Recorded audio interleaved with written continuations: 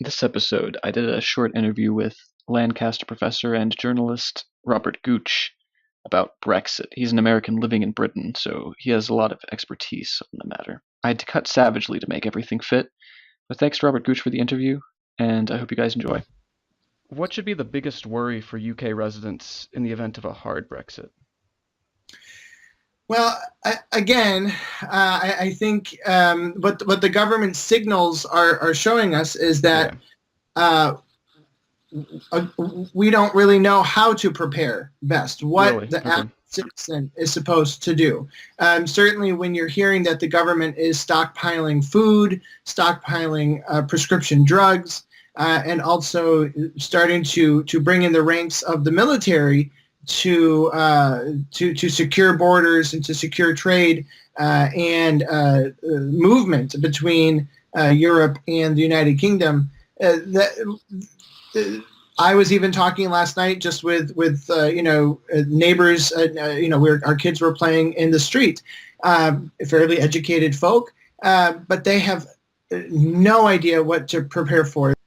So, as an American living in the UK, will you be affected by a Brexit or a hard Brexit? Is there any way? Well, I have to say that I already am being affected by it. I Right, mean, right. I'm living in a country that its government is focused on not even being able to communicate with each other well enough. Cabinets of the prime minister that continue to dissolve with people, quitting as their Brexit secretary seemingly every other week. So the government already is not functioning the way that it should to be dealing with the issues of the average everyday person. Okay, so best case scenario, let's say a hard Brexit happens.